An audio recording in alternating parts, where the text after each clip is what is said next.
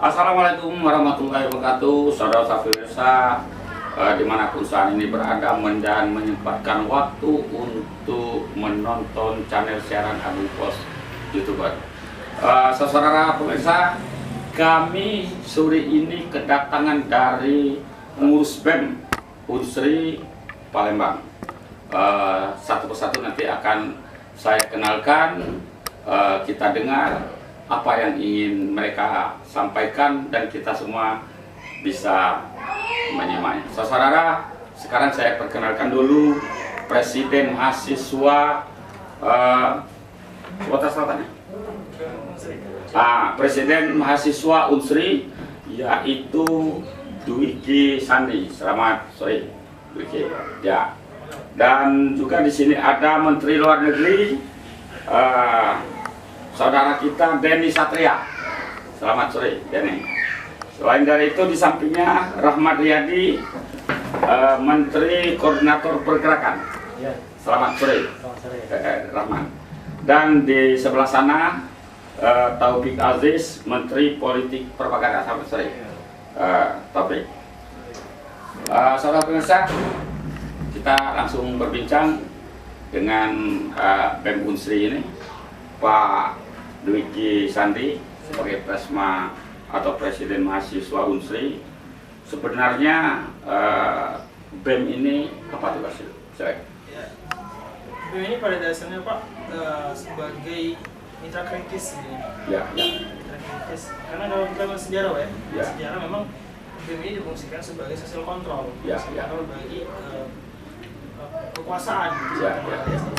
Namun lama-lama BEM ini juga berperan sebagai agen perubahan di tengah masyarakat, misalnya kegiatan sosial, membagi-bagi informasi dari mahasiswa yang lain, dan menyelenggarakan event besar. Jadi seperti itu sekarang. Juga awal untuk komunikasi bagi mahasiswa yang lain. Oh, jadi agen kritis. Yang dimaksud dengan agen kritis itu ketika melihat apa? Melihat ada tidak adil di tengah masyarakat, ada hal yang kemudian tidak perlu terhadap masyarakat. Jadi kita melakukan kritik-kritik. Kritik-kritik itu tidak harus demo ya. Mungkin bisa melalui surat atau bertatap muka langsung. Bisa diskusi. Jadi artinya banyak cara kritis itu. Oke, terima kasih buat sementara itu dulu. Dwiki Sandi, saya ingin ke Denny Satria sebagai Menteri Luar Negeri. Sebagai Menteri Luar Negeri masuk di BEM ini apa nih? Kalau bicara tentang Menteri Luar Negeri, artinya berhubungan bilateral, Pak. Hubungan bilateral ke instansi, perusahaan, dan juga pemerintah, antar mahasiswa, antar perusahaan, terkecuali mahasiswa juga bisa, Pak. Oh, bisa. Misal pers, media pers juga berhubungan, instansi pemerintah juga berhubungan. Dalam hal apa itu? Biasanya kalau pers tentu output berita yang kami keluarkan itu bisa disiarkan. Artinya aksi-aksi benar. Informasi, aksi-aksi. Kalau ada tulisan gitu Pak, tulisan dari teman-teman BEM bisa dimasukkan ke media sosial. Artinya hubungannya luas seluruh Indonesia. Benar. Di luar negeri juga. Bahkan ini menghubungkan dengan teman-teman luar negeri. Di luar negeri. Pernah berhubungan? Kemarin sudah sih Pak untuk komunikasi ke teman-teman Universitas Teknologi Malaysia.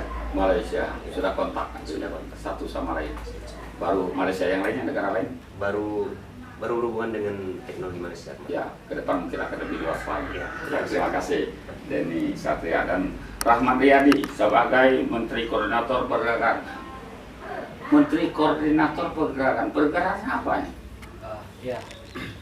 Jadi pada dasarnya di BMKM Unsri ini terdapat banyak kementerian. Selayaknya di negara kita ini. Jadi Menteri Koordinator Pergerakan ini dia menaungi 5 kementerian, Pak. 5 kementerian. Ada Kementerian Luar Negeri, ada Kementerian Politik Propaganda, Kementerian Pemberdayaan Perempuan, Kementerian Komunikasi dan Informasi. Agen koordinasi menteri artinya. Jadi semuanya harus koordinasi ke saya dulu, baru kemudian nanti saya koordinasikan kepada Presma. Baru kegiatan. Ya, terima kasih Rahmat Riyadi. Pak Taufik Aziz, Menteri Politik Propaganda. Ya. Maksud politik propaganda itu apa? Silakan. Ya, mungkin untuk penamaan politik dan propaganda itu sebuah penamaan. Kalau untuk fungsinya Kementerian Politik dan Propaganda ini berfungsi untuk mengawal isu-isu sosial yang ada gitu kan, mengawal kondisi yang ada di masyarakat, juga mengkonsolidasikan BEM-BEM yang ada di Unsri kayak gitu. Sebagai lokomotif gerakan yang ada di Unsri, tentu kami memiliki isu-isu yang disusun di dalam Renstra ataupun menyikapi isu-isu nasional yang ada kayak gitu. Nanti dengan BEM-BEM yang ada di Unsri, kami berkonsolidasi sebagai perumus kayak gitu kan, sebagai lokomotif gerakan yang ada di Unsri. Gerakan-gerakan seperti apa yang kemudian dibangun dari kawan-kawan mahasiswa Unsri kayak gitu, Pak. Nah, nanti untuk lebih luasnya, kalau ingin gerakan ini dibangun secara provinsi ya Sumatera Selatan, nanti dikoordinasikan oleh Menteri Luar Negeri. Juga kami berkoordinasi dengan BEM seluruh Indonesia. Kebetulan juga menjadi koordinator isu pertanian dan agraria untuk BEM seluruh Indonesia tahun ini, Pak. Artinya Menteri Politik Propaganda harus peka juga terhadap perkembangan politik, isu-isu politik dan isu-isu hukum mungkin. Begitu kan kira-kira. Dwiki Sandi Presma, secara umum kira-kira ke depan ini apa kegiatan kita? Kalau dari BEM Unsri jadi BEM Unsri ke depan bakal fokus mengawal isu kampus. Isu kampus. Ya, permasalahan kampus itu yang bakal kemudian kita garap melalui berbagai kementerian yang menjadi motor. Ya, isu kampus seperti apa? Seperti UKT. Kalau sekarang kita garap isu UKT. UKT itu apa? Seperti ini ada permasalahan UKT, kemudian ruang kuliah tunggal. Ruang kuliah tunggal pembayar SPP, Pak. Ya. Itu. Nah, di sini ada beberapa permasalahan. Nah, kita coba untuk advokasikan, dan kita perjuangkan. UKT ya untuk pembayaran ya? Ya, pembayaran. Artinya bukan menghabiskan pembayaran, mungkin memperkecil atau gimana? Pemotongan. Jadi kan kita tahu bahwa pandemi ini merupakan musibah yang menimpa semua orang ya, termasuk ya mahasiswa Unsri gitu. Dan terben terkendala di finansial, di ekonomi. Nah, artinya kami meminta dari pihak kampus untuk mengeluarkan kebijakan yang itu pro dengan mahasiswa yang terkendala pandemi, terkendala ekonominya gitu. Makanya ada dunia pendidikan ini kan memang banyak yang harus dibiayai. Kalau itu sudah maksimal dihitung sekian, tapi mau dikurangi, ini bagaimana? Karena gini kan, dari sudut pandang kami bahwa di masa pandemi ini fasilitas itu nggak dipakai, Pak. Jadi nggak ada biaya sewa itu nggak ada, biaya fasilitas itu nggak ada, biaya servis nggak ada. Jadi minta dipangkas dan dikurangi hal-hal yang tidak efektif digunakan di masa pandemi. Nah, di sisi kami nggak menerima fasilitas apapun. Kecuali belajar secara daring, dan itu pun kami bisa lakukan di rumah. Iya. Saya akan ke Rahmat Riyadi sebagai Menko Pergerakan di masa pandemi ini. Apa peran Anda sebagai Menteri Pergerakan untuk BEM Unsri? Ya, sesuai namanya, Menteri Pergerakan yang harus fokus di bidang pergerakan kayak Unsrinya. Jadi di masa pandemi ini memang sangat cukup kesulitan untuk mengkoordinir hal-hal yang berkaitan dengan aksi misal. Karena bagaimanapun salah satu kekuatan mahasiswa selain tadi yang sudah kita obrolkan tatap muka misalnya adalah demonstrasi. Karena dari dulu di Indonesia bahkan demonstrasi mahasiswa bisa membawa Indonesia ke dalam tahap reformasi. Nah, hal-hal itu yang kemudian menjadi dilema juga Pak sekarang, karena khususnya online kan ini mahasiswa banyak yang di kampung. Artinya kecanggihan zaman dengan online, dengan sistem daring punya kendala juga. Iya, tentunya punya kendala Pak, karena kalau menurut saya pribadi hal-hal yang semuanya itu harus berpatokan kepada dunia maya kan. Di beberapa hal tidak efektif, termasuk bagaimana untuk mengkader mahasiswa baru. Mahasiswa baru untuk gabung ke BEM. Untuk BEM itu kan bakalan terkendala karena tidak bisa di sini mereka. Adakah usaha-usaha menjalin hubungan secara langsung tanpa daring? Sejauh ini usaha yang kami lakukan tetap sebisanya tatap muka. Akan tetapi untuk mahasiswa yang bisa kami jangkau, untuk yang di Ogan Ilir, yang di Palembang atau terbatas lah ya. Iya, terbatas. Tapi komunikasi tetap jalan. Kalau komunikasi tetap jalan, kami tetap memantau dan memberikan mereka bahan untuk didiskusikan.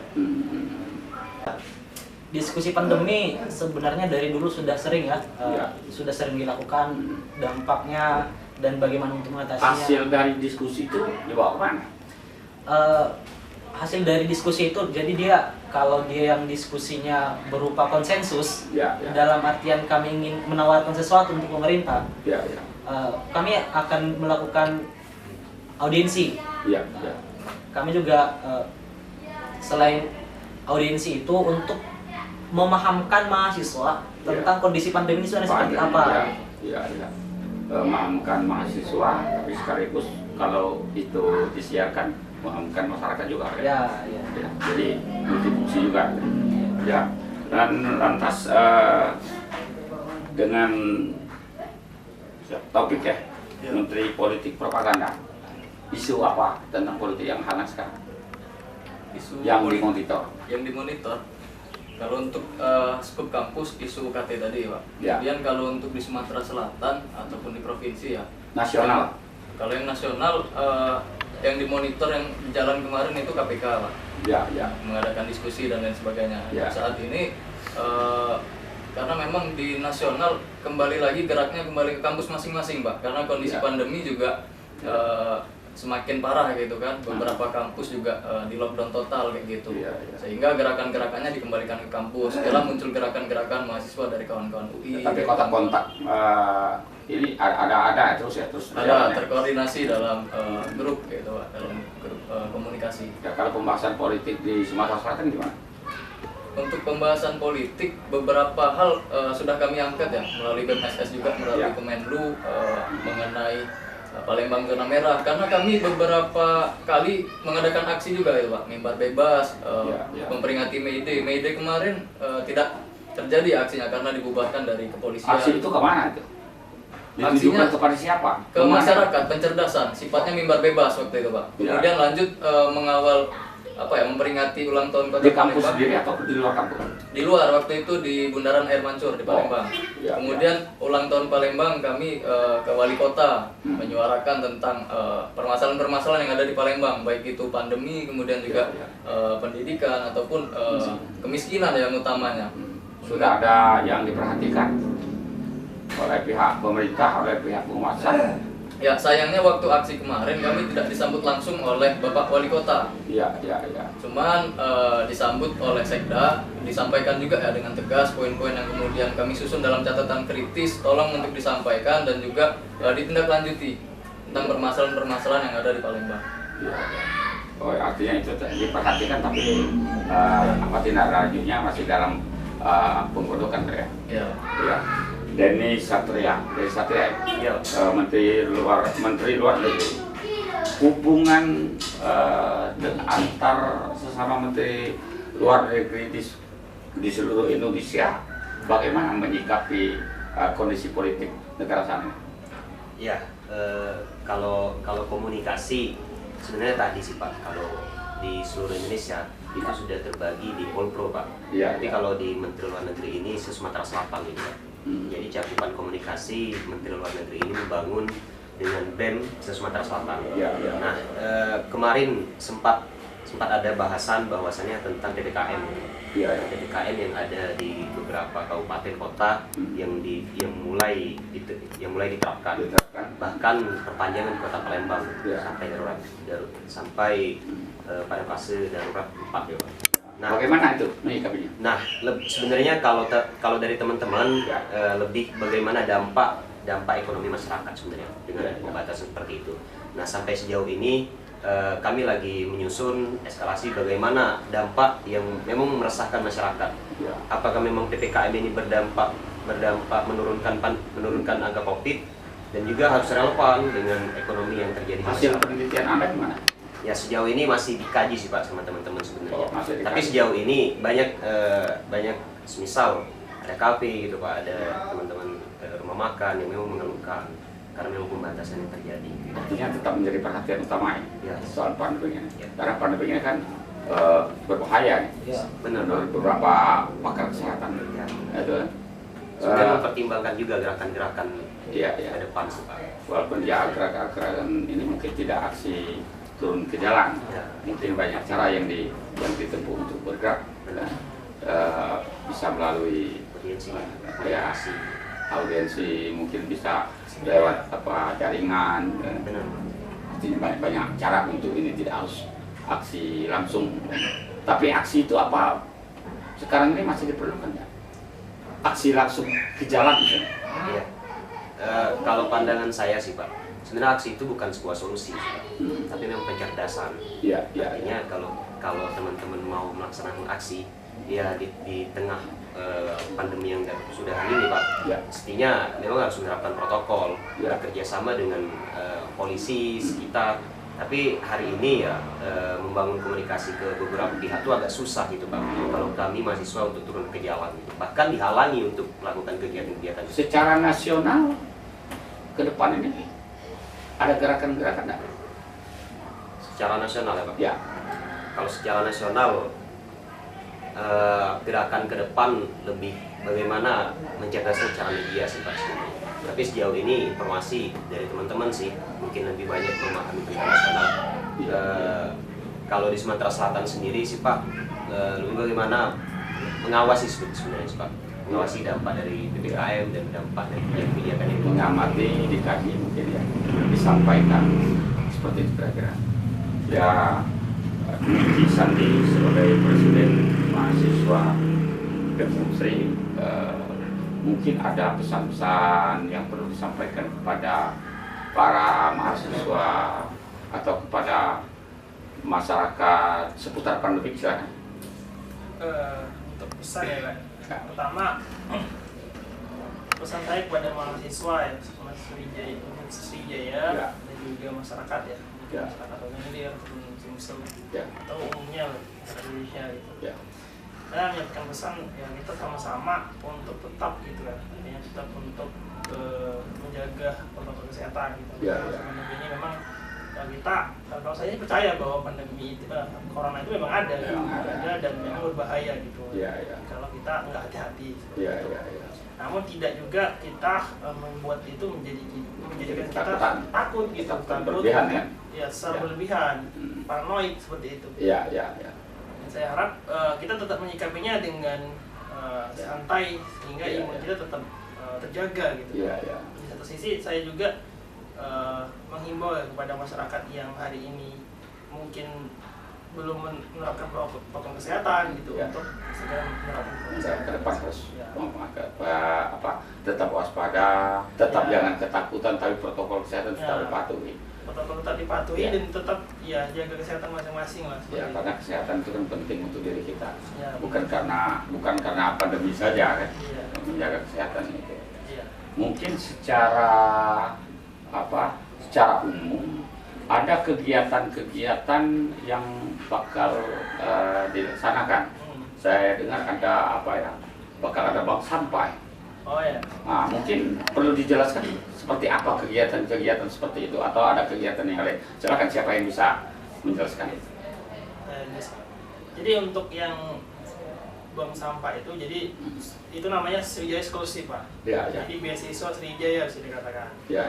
Yang salah satu alternatif pendanaannya adalah sedekah sampah namanya. Sedekah sampah. Nah yang ini kami open donasi. Jadi siapapun masyarakat, mahasiswa yang pengen mendonasikan sampahnya kepada BEM, kami menerima itu. Bahkan kami menjemput langsung gitu, door to door gitu. Langsung ke tempat gitu. Jadi kalau masyarakatnya kira-kira keberatan untuk membawanya ke kami gitu. Kami yang langsung menjemput. Sudah ada tempat penampungan itu? Iya ada. Jadi ditampung dulu untuk sementara di kos-kosan gitu kan. Di kosan khusus yang menampung ataupun di sekretariat BEM.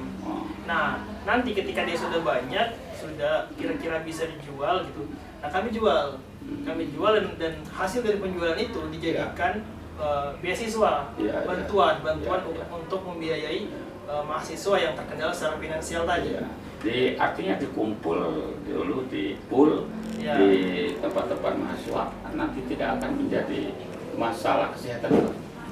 Kenapa tidak minta lahan Unsri kan luas, kenapa tidak seandainya dimanfaatkan minta dengan rektor untuk fasilitas itu?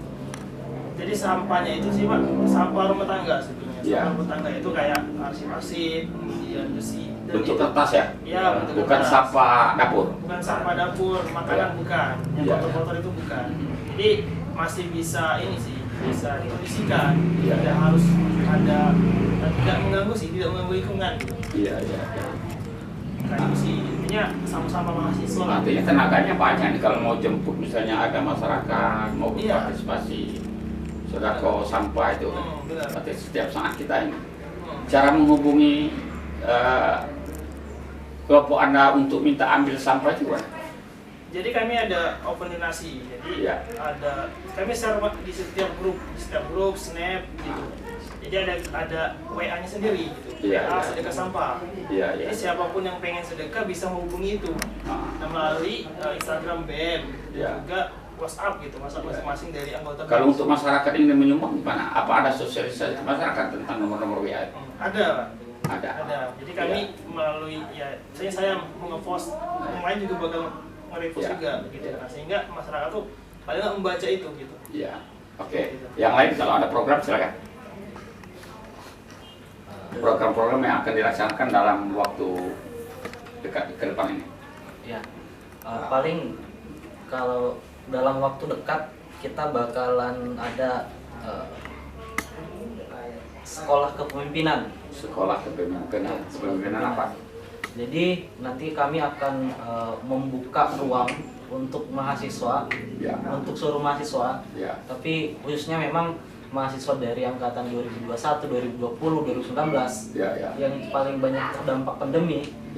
Itu kami akan buka ruang. Kami nanti akan buat diskusi di online, di Zoom meeting, dan kami akan menghadirkan pembicara-pembicara, bahkan itu nasional ataupun internasional, yang mencakup beberapa bagian. Ada itu mungkin di bidang fokus kami yang pertanian agraria, ada di bidang politik, ada juga di bidang HAM, dan lain-lainnya yang itu bisa untuk menambah wawasan mahasiswa ini. Tapi bentuknya daring ya? Iya, daring.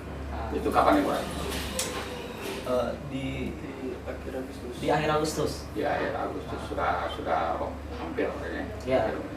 Kalau ini silakan kalau masih ada. Kalau di Kementerian Politik dan Propaganda, sebenarnya setiap kementerian ada program, Pak.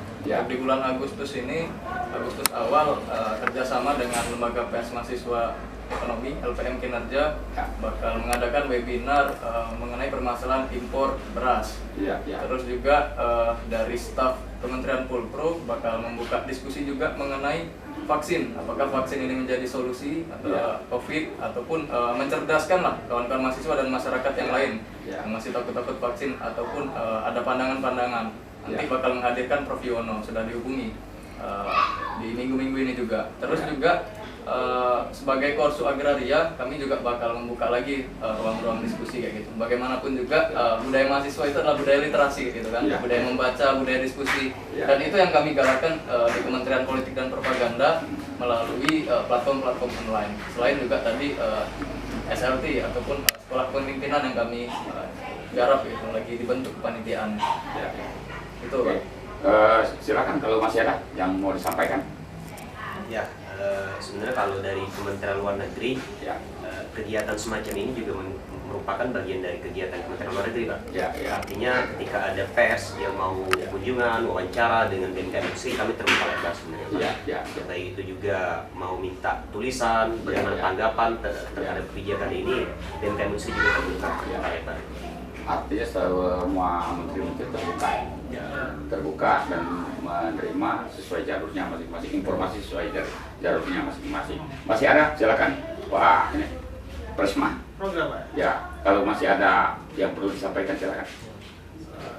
Sebenarnya kalau dari kami sih Pak, kami fokusan ke depan Pak. Ya. Jadi kami menyusun prioritas. Ya. Ya karena memang mengingat jangka kepengurusan ini memang begitu singkat kan, dari April sampai November. Ya. Tinggal waktu dari Agustus ini sampai November. Nah, maka kami menyusun prioritas dan disepakatin semua oleh jajaran kabinet gitu untuk ke depan makan lebih menggarap ke hal-hal yang sifatnya pergerakan. Iya. Pergerakan. Pergerakan. Nah, dan pergerakan itu sifatnya pergerakan dalam arti kata bukan arti turun di jalan. Ya, dalam arti kata atau bisa juga turun di jalan. Bisa jadi sih Pak. Ya. Sebetulnya bisa jadi ke situ arahnya. Melihat situasi dan kondisi. Ya, kami melihat kondisi dulu gitu. Ya. Namun ketika itu selesai di meja di forum diskusi kayak gini misalnya ataupun di ruang audiensi, itu ya hanya seperti itu artinya karena kami tetap mengawal hal-hal yang menurut kami perlu diperbaiki, dibenahi. Ya. Sehingga program-program yang sekarang sudah dirancang dan akan digerakkan ini apakah sudah diberi tahap kepada pihak? Program itu kita sudah koordinasikan. Ya. Untuk programnya kita 8 program besar sebenarnya, yang kemudian itu juga dibiayai oleh kampus. Dan sudah sejauh ini sudah 3 program yang kemudian dibiayai oleh pihak kampus sendiri. Hanya saja kendalanya masih belum dicairkan. Kendalanya sejauh ini. Ya, karena mungkin karena pandemi dan keuangan ini setiap daerah itu pemerintah itu ada refocusing. Jadi itu mungkin pengaruh dari situ juga kan. Ya. Masih ada lagi yang mau disampaikan, silakan. Masih ada waktu. Mungkin terakhir juga ya. Siapa tahu nanti ini banyak dilihat oleh kalangan mahasiswa. Kalangan mahasiswa butuh solidaritasnya memang Pak. Apa tadi yang disampaikan terkait dengan permasalahan yang lagi kami angkat di kampus, di kampus. Untuk sama-sama bekerja sama untuk membantu kawan-kawan yang lain yang sekiranya mengalami kesulitan dalam membayar UKT. Apa dia bentuk bantuannya? Bentuk bantuannya adalah bagaimana mencerdaskan dalam tahapan administrasi. Administrasi juga kita bisa sampai kepada tahap memberikan bantuan finansial. Salah satunya kan tadi ada sedekah sampah, saling bergotong royong. Berbicara masalah UKT mungkin terakhir. Apa tanggapan dari pihak kampus? Sejauh ini kami melayangkan audiensi Pak. Kami melayangkan audiensi dan kira-kira bakal dipenuhi? Itu maka sedang diupayakan. Sejauh ini sedang diupayakan untuk melakukan audiensi. Nah, permasalahannya adalah sejauh ini pihak kampus belum merespon. Jadi surat yang kami layangkan. Harapan kita supaya segera direspon. Harapan kami semoga segera direspon dan kemudian apa yang kemudian diinginkan oleh mahasiswa Unsri itu segera dipenuhi gitu. Seperti itu. Masih ada lagi? Mungkin sedikit menambahkan ya berarti juga ini kan ikhtiar dari kami gitu kan. Mungkin di luar dari sini juga pemerintah ataupun hal-hal instansi lain ikut menonton juga gitu kan. Besar harapan kami bantuan dari gubernur juga hadir ataupun bantuan dari Kemendikbud Pak. Bantuan kuota kemudian juga bantuan potongan itu diluncurkan juga gitu. Terang juga SK-nya sehingga kawan-kawan mahasiswa juga tidak banyak alternatif kayak gitu kan. Ini kan upaya-upaya yang kami lakukan kayak gitu kan. Barangkali dari pemerintah Kabupaten Ogan Ilir juga menguncurkan dana untuk kawan-kawan yang dalam finansialnya terkendala kayak gitu untuk membayar UKT ini. Mungkin itu sih Pak. Saudara pemirsa, sudah banyak kita dengar dari 4 mahasiswa dari komponen BEM Unsri berbicara di depan kita, di depan kamera kita, di depan penonton. Insya Allah ini bermanfaat bagi kita dan kepada teman-teman penonton. Sebelum mengakhiri tontonnya supaya tolong dibantu subscribe karena subscribe ini adalah motivasi kami untuk terus berkarya dan insya Allah menjadi amal ibadah. Terima kasih Ananda Dwiki Sandi Presma dan Denny Satria dari Menteri Luar Negeri, Rahmat Yadi Menteri Menko Pergerakan dan Taufik Aziz Menteri Politik Propaganda. Bangga rasanya kami disampiri untuk berwawancara, berkomunikasi. Studio kita setiap saat menunggu dan akan melayani Anda untuk berwawancara. Saudara pemirsa, demikian wawancara singkat kami dengan para mahasiswa BEM Unsri Palembang. Lebih kurang kami mohon maaf, kepada Allah saya mohon ampun. Saya dengan wassalamualaikum warahmatullahi wabarakatuh.